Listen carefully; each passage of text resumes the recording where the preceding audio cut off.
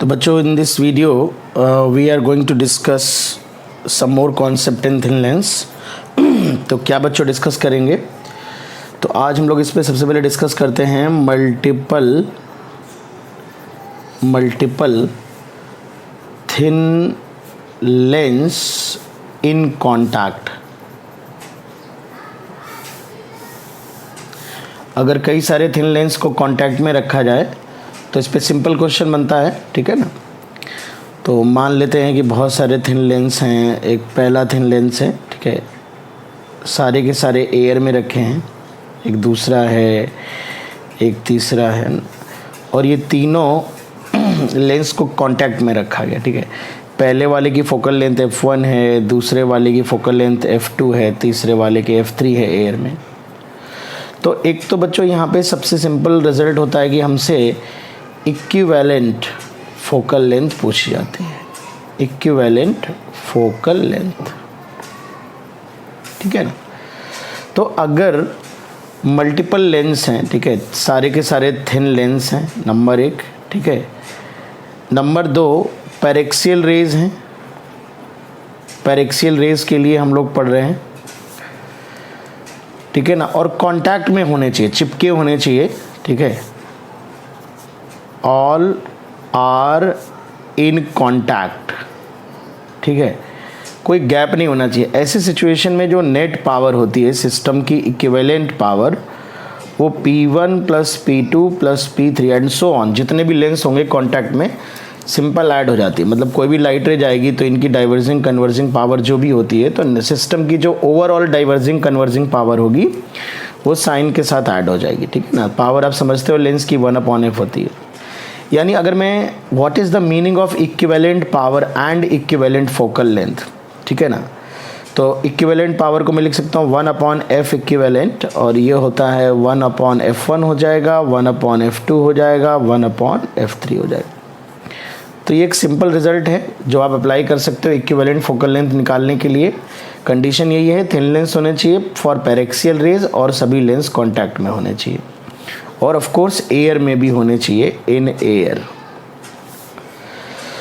Equivalent focal length का मतलब ये है बेटा कि अगर मैं इन 3 लेंस को हटाकर इसकी जगह एक लेंस रख दूं, तो उस एक लेंस की फोकल लेंथ क्या होनी चाहिए, जो कि सिस्टम बिल्कुल सिमिलर इमेज फॉर्मेशन करे, सिमिलर बिहेव करे।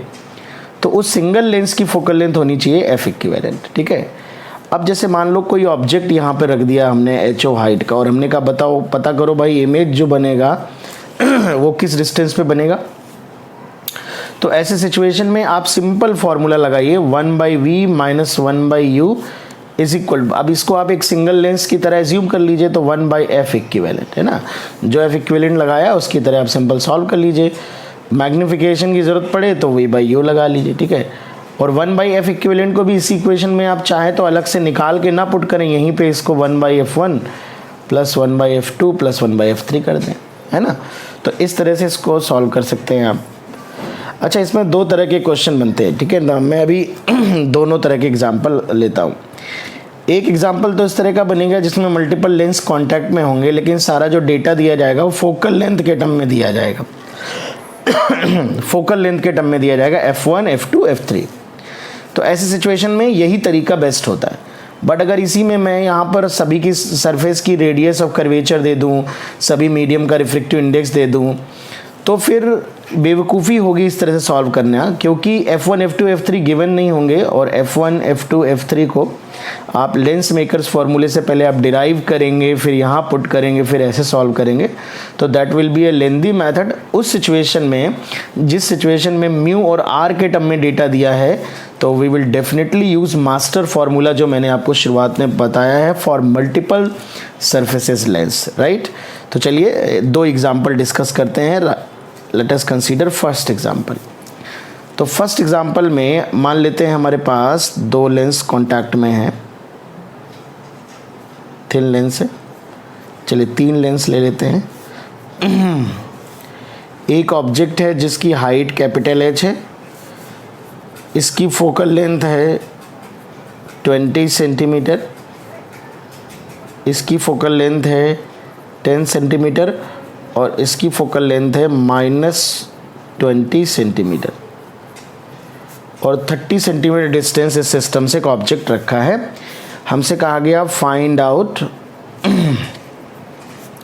Position comma height and nature of image, है ना, ये डिस्कस करना है बेटा। तो बिल्कुल सिंपल तरीके से सॉल्व करेंगे। कैसे करेंगे आइए देखते हैं। सबसे पहले हम चूँकि F1 F2 F3 दिए तो इसको चाहे तो आप इक्विवेलेंट लेंस बना सकते हैं। आपसे ये भी पूछा जा सकता है कि जो सिस्टम है उसका बिहेवियर कैसा होगा। अगर ये पूछा गया है तो आप इसका इक्विवेलेंट फोकल लेंथ निकाल लीजिए। तो 1/f equivalent equal to 1/20 plus 1/10 plus 1/-20, ये डाइवर्जिंग लेंस है। तो ये दोनों टर्म कैंसिल आउट हो जाएंगे। तो इक्विवेलेंट फोकल लेंथ आ जाएगी 10 सेंटीमीटर। अगर इक्विवेलेंट पावर चाहिए तो 1/0.1 मीटर। फोकल लेंथ को जब मीटर में लिखते हैं तो पावर हमारी डायोप्टर में आती है, तो it will be 10 dioptre. Positive power है या पॉजिटिव फोकल लेंथ है तो ये कन्वर्जिंग सिस्टम होगा, मतलब this system will behave like a converging system, right, converging system होगा बेटा, ठीक है। अब अगर इमेज ऑब्जेक्ट डिस्टेंस के लिए हमें डिस्कशन करना है तो वो होगा 1/v माइनस 1/u। u की वैल्यू क्या होगी -30, क्योंकि लाइट रे ऐसे जाएंगी। It is equal to 1/f equivalent. तो f इक्विवेलेंट आप निकाल चुके हो तो ये पुट कर दो f इक्विवेलेंट। तो यहाँ से 1/v is equal to 1/10 minus 1/30, तो LCM 30 आ जाएगा। और ये 3 - 1 तो v आ जाएगा 30 divide by 2, it is 15 centimetre. तो इमेज डिस्टेंस 15 सेंटीमीटर आ रही है, पॉजिटिव आ रही है बेटा। तो पॉजिटिव 15 का मतलब यहाँ पे ऐसे लाइट रे आके 15 सेंटीमीटर पे इमेज बनाएगी। ट्रांसवर्स मैग्नीफिकेशन कैसे निकालेंगे? तो ट्रांसवर्स मैग्नीफिकेशन होगा v/u, ठीक है, चूँकि लेंस एयर में है दोनों तरफ। तो v है 15 सेंटीमीटर, u है आपका -30, इट विल बी -1/2। तो जो इमेज का नेचर बनेगा -1/2 का मतलब है हाफ साइज़ का बनेगा और इन्वर्टेड बनेगा। तो हाफ साइज़ इन्वर्टेड ऐसा बन जाएगा नीचे की तरफ h/2 इसकी। तो इमेज देखिए, सबसे पहले तो v पॉजिटिव है तो इमेज कैसा बन रहा है, रियल बन रहा है। मैग्नीफिकेशन नेगेटिव है तो इन्वर्टेड बन रहा है, ठीक है, इन्वर्टेड बन रहा है। और मैग्नीफिकेशन का मैग्नीट्यूड 1 से छोटा है तो डिमिनिश्ड इमेज बन रहा है, ठीक है ना, डिमिनिश्ड इमेज बन रहा है। तो इस तरह से अगर मल्टीपल लेंस कांटेक्ट में हैं तो आप ये इस तरह से इक्विवेलेंट फोकल लेंथ निकाल के और आप सिंपल कैलकुलेशन कर सकते हो। यहाँ पर आप लॉन्गिट्यूडनली ऑब्जेक्ट रख सकते हैं तो उस हिसाब से सॉल्व कर लेंगे, ठीक है ना। अब अगर मान लो हमको यही सेम डेटा दिया जाए, थोड़ा सा म्यू और आर के टर्म में डेटा दिया जाए। सेकेंड एग्जाम्पल डिस्कस करते हैं। तो सेकेंड एग्जाम्पल में मान लो अगर यही सेम सिचुएशन होती कुछ ऐसी,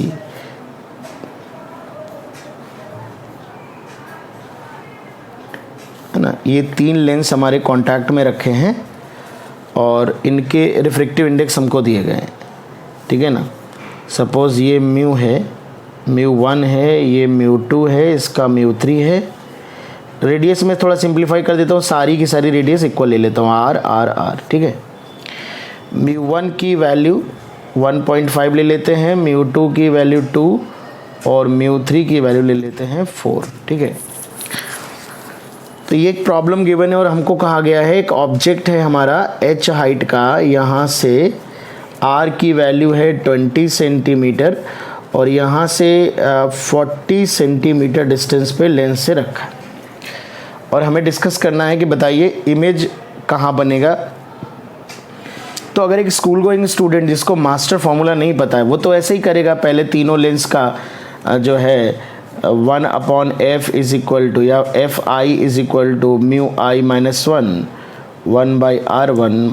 - 1/r2। इससे वो फोकल लेंथ पहले कैलकुलेट करेगा तीनों की, फिर कॉन्टैक्ट वाला 1/f1 plus 1/f2 plus 1/f3 formula लगाएगा, फिर जाके 1/v minus 1/u is equal to 1/f करेगा ना। ये एयर है मान लेते हैं, ठीक है, कि 1 है। लेकिन जितनी टाइम में तीनों लेंस की हम अलग अलग फोकल लेंथ निकालेंगे उतने टाइम में मास्टर फार्मूले से हम इस क्वेश्चन को सॉल्व कर देंगे। ठीक है, तो चलिए देखते हैं। मास्टर फार्मूला मैं पढ़ा चुका हूँ इमेज और ऑब्जेक्ट डिस्टेंस के लिए। तो सबसे पहले क्या पढ़ाया था, mu final divide by V minus mu initial divide by U, mu two minus mu initial मतलब म्यू वन, तो mu two minus mu one divide by R one, फिर mu three minus mu three divide by R two and so on, जब तक कि medium ख़त्म ना हो जाए। तो यहाँ पे अगर हम लोग देखें तो डेटा पुट करेंगे तो final medium 1/v minus initial b1 है, फाइनल b1 1/-40, तो mu two minus mu one. तो सबसे पहले एयर से म्यू वन में कोई भी लाइट रे पैरेक्सियल रे जाएगी तो एयर से म्यू वन में जाएगी, तो 1.5 minus 1 divide by R20, convex surface है +20। फिर म्यू वन से 1 में जाएगी, भाई ये सिंगल पॉइंट कांटेक्ट होगा यहाँ बीच में एयर होगी, तो म्यू वन से 1 में जा रहे हैं इस सरफेस को जब क्रॉस कर रहे हैं, राइट। तो 1 माइनस 1.5 डिवाइड बाई -20। फिर 1 से म्यू टू में जा रहे हैं तो 2 माइनस 1 डिवाइड बाई फिर +20। फिर म्यू टू से, ये देखिए सरफेस पूरी कांटेक्ट में, इन दोनों के बीच में एयर नहीं है, तो म्यू टू से म्यू थ्री में जा रहे हैं तो 4 minus 2 divide by again 20 plus, फिर म्यू थ्री से 1 में जा रहे हैं तो 1 minus 4 divide by again +20, right. तो अगर हम इसको सिंप्लीफाई करें तो ये देखिए इधर जाएगा 1/v इज इक्वल टू, ये आ रहा है ये 1 माइनस का 1/40 और ये 1.5/20 प्लस का, तो प्लस का 1/40, तो ये दोनों कैंसिल आउट हो जाएंगे। कैलकुलेशन चेक कर लीजिएगा, कभी कभी गलत हो जाती है। ये आएगा प्लस का 1/40, ये 1/2/40 आएगा, प्लस का आ जाएगा, ये माइनस प्लस 1/20 और ये 2/-20 आएगा, -2/20 और -3/20, राइट। तो इसकी वैल्यू अगर आप देखेंगे तो ये आएगा -5/20 + 1, तो +4/20, तो 1/40 -4/20, तो ये 8/40 आएगा, तो -7/40।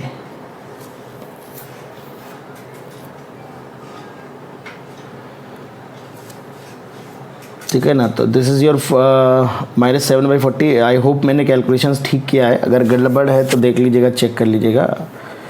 ये कैंसिल आउट हो रहे हैं, ये माइनस का 5/20 आएगा, प्लस का माइनस का 4/20 है, फिर इसको मैंने 8/40 मान लिया, 40 एलसीएम हो जाएगा, तो -7 आएगा। ठीक है, तो v की वैल्यू आ रही है -40 डिवाइड बाई 7। ठीक है, तो अगर मैं यहाँ पे मैग्नीफिकेशन कैलकुलेट करूँ तो m is equal to v/u, तो माइनस का 40/7 अपॉन -40, इट इज़ -+1/7। तो v नेगेटिव है तो वर्चुअल इमेज बनेगा 40/7 पे, और डिमिनिश्ड बनेगा 1/7, मैग्नीफिकेशन 1 से छोटा है, और पॉजिटिव है तो इरेक्ट इमेज बनेगा, मतलब यहाँ कहीं बनेगा, वर्चुअल है तो इधर ही बनेगा, ये 40/7 पे, और हाइट जो होगी उसकी वो h/7 होगी। ठीक है ना, h/7 हाइट होगी, जो भी लाइट रे से जाएंगी ऐसे डाइवर्जिंग होगी और पीछे आके इस तरह से मिलेंगी।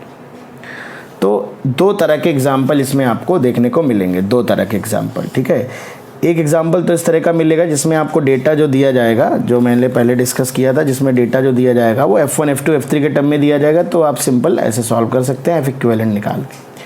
और अगर आपको डेटा म्यू के टर्म में, आर के टर्म में दिया जा रहा है, तो फिर बेटर है मास्टर फॉर्मूला यूज़ करिए।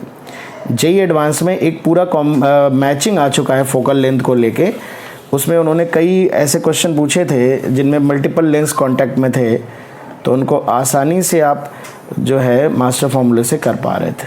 ठीक है, जैसे मैं एक दो एग्जांपल लेता हूँ फोकल लेंथ को लेकर भी, अगर एक दो मैं एग्जांपल लेता हूँ, जैसे मान लेते हैं इस तरह का कुछ पूछा जाए, ये मान लेते हैं R है, R है, R है, R है, ये भी म्यू, ये भी म्यू है। ठीक है, अब अगर पूछा जाए कि what is focal length, F equivalent क्या है, तो दो तरीके हो सकते हैं।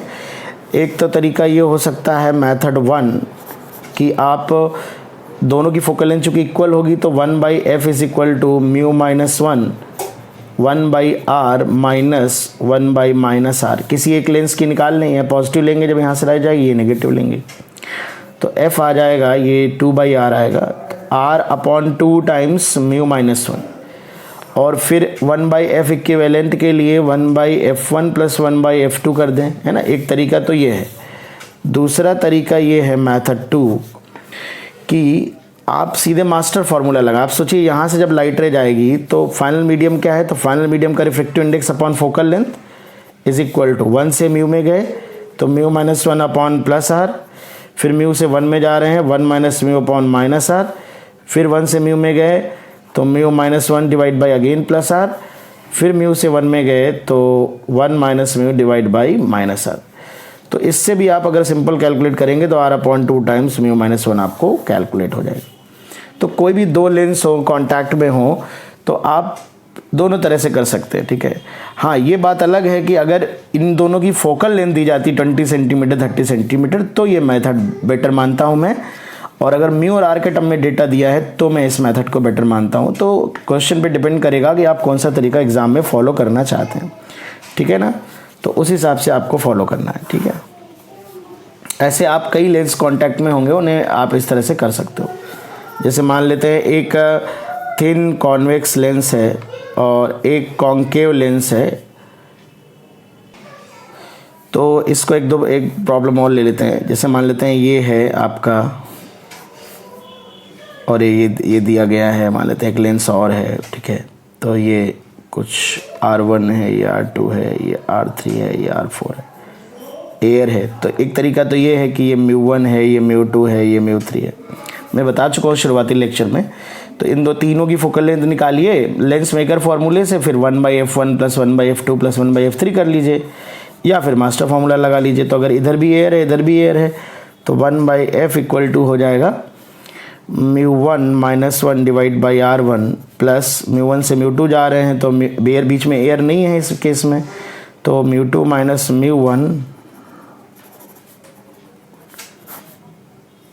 Divide by minus R2 plus μ3 minus μ2 divide by plus R3 plus 1 minus μ3 divide by minus R4। इस तरह से आप कैलकुलेट कर लेंगे, ठीक है ना। तो इस तरह से आप सारे आप जेई एडवांस का एक मैचिंग है, अगर आप चाहेंगे तो उसके क्वेश्चंस आप इस मेथड से कर सकते हैं, ठीक है। तो एक बेसिक कॉन्सेप्ट हम और डिस्कस करने वाले हैं जो इमेज नंबर ऑफ इमेज से रिलेटेड क्वेश्चन बनता है, ठीक है। नंबर ऑफ इमेजेस अक्सर पूछ लिए जाते हैं कि कितने इमेज बनेंगे कुछ डिफरेंट सिचुएशन में। तो पहला केस अगर मैं लूँ तो एक सिचुएशन ऐसे दी जाएगी जिसमें आपको कई सारी सरफेस दे दी जाएंगी यहाँ पे, ठीक है, और कहा जाएगा ये ऑब्जेक्ट O है, तो बताइए इसकी नंबर ऑफ इमेजेस कितनी बनेगी, ठीक है। तो बेटा इस सिचुएशन में बच्चों को लगता है कि 1 2 3 बहुत सारे रिफ्रैक्शन होंगे, लेकिन जो भी लाइट रे फाइनली रिफ्रैक्ट होके जाएंगी, नंबर ऑफ इमेजेस का मतलब इस पूरे सिस्टम से नंबर ऑफ इमेजेस डिफरेंट कितने बनेंगे। तो कोई भी लाइट रे जाएगी वो कितनी बार भी रिफ्रैक्ट होने के बाद फाइनली फोकस होगी। तो जो भी लाइट रे ऐसे रिफ्रैक्ट होने के बाद जाएंगी वो यहाँ पे फोकस होंगी।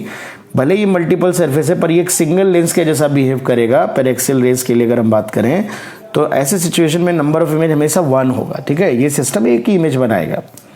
लेकिन अगर यही बेटा सिचुएशन कुछ ऐसी हो,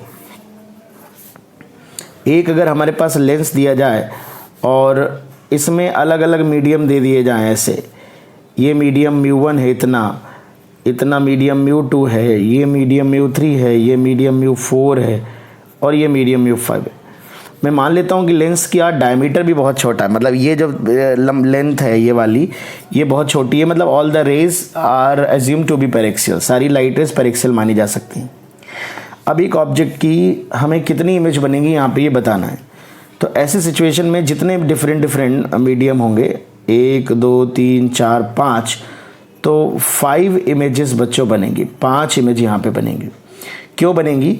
क्योंकि आप देखिए R1 और R2 तो सब में सेम है, ठीक है, ये सेम कर्वेचर है दोनों का। बट अगर मैं सिर्फ लेंस मेकर से आपको दिखाऊं तो μ-1 1/R1 -1/R2 होता है बेटा।